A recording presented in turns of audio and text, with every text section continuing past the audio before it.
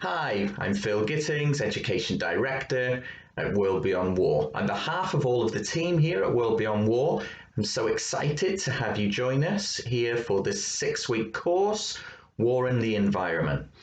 This course is an opportunity to look at the multidimensional and multidirectional relationships between war and the current climate crisis.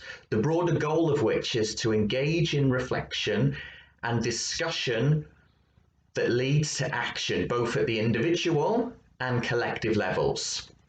The course spans 6 weeks, and we start in week 1 by looking at where wars happen and why. This includes taking a look at the links between war and population density, resource scarcity, and human rights abuses. We also take a look at and analyse the correlation between war and oil. Following this, we look at some bogus arguments and hidden reasons for waging war, followed by a more in-depth look at the links between militarism and fossil fuels. Week 2 turns to what wars do to the Earth. This looks at how wars against nature have a long history.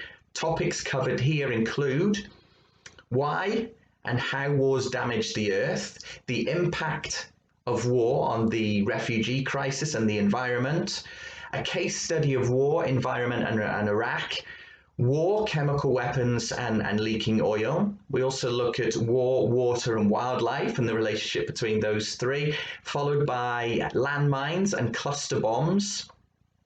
We also look at war and herbicides, and also war and depleted uranium. In week 3, titled What Imperial Militaries Do to the Earth Back Home, this week entails a real deep dive into the military and its role in poisoning the homeland. In doing so, this week, among others, serves as a timely reminder that war is not just a temporary thing. Beyond the immediate acts of war out there are the pre-planning war activities, and not to mention the toxic remnants of war. Along the way in this week, we look at some of the examples of this dynamic and pay attention to a case study from the islands of Puerto Rico, and also look at this dynamic around the US military and PFAs. Week 4 looks at what nuclear weapons have done and could do to the Earth. Nuclear weapons pose an existential threat.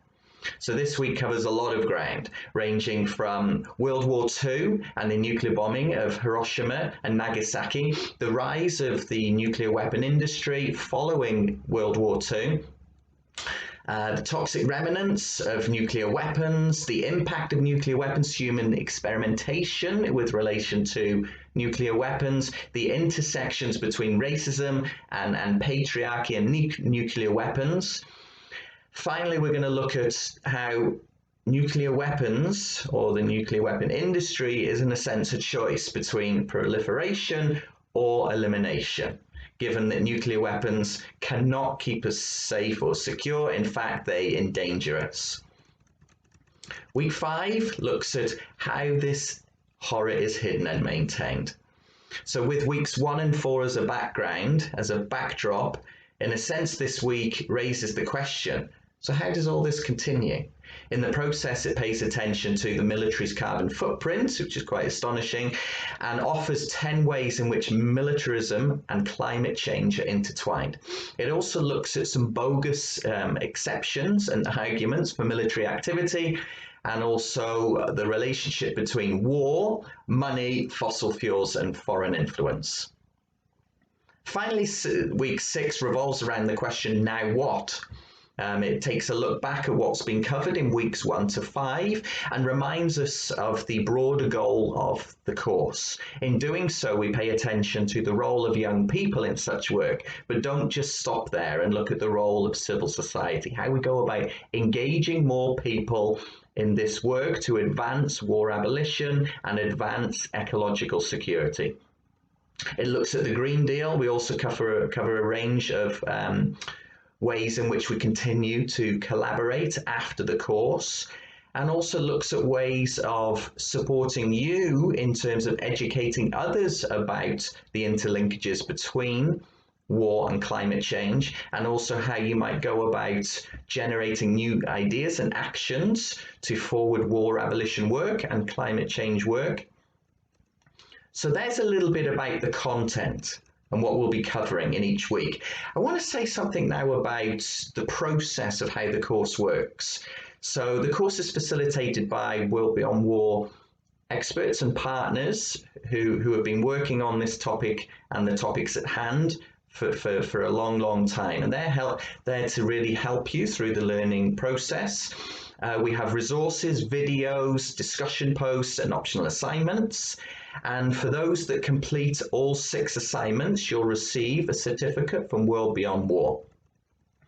2 things to be aware of as you move along. The first one is, please be sure to introduce yourself, stating your name, a little bit about your background, your motivation for being on the course and how it relates to your life and work, etc. And you'll find the introduction part before getting to week 1. Also, the second thing, please be sure to complete the elevator pitch, which will be done at the beginning of the course and at the end of the course. With the broader idea of education in mind, we like the ideas of John Dewey and Paulo Freire.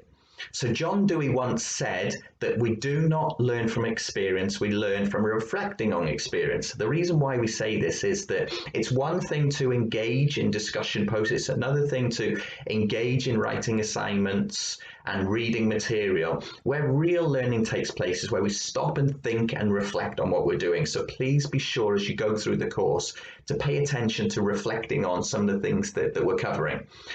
Paulo Freire spoke about how the expertise lies within the group. And I think that's a good way of thinking about the way in which we think of education in World Beyond War, in the fact that we're all experts in one particular way. We might differ in terms of professional background and expertise, but we have so much to learn from each other. So bearing in mind that we have people on this course from different professional backgrounds, different locations, we really see this as an opportunity to learn about those that are grappling with these issues on the ground in their daily life and the work that they do with their partners on the ground.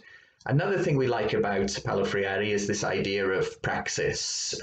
We really want to look at how we go about engaging in reflection and action. Both of those 2 are needed. Both education and action are needed to move the bar forward, to move us closer to a world beyond war.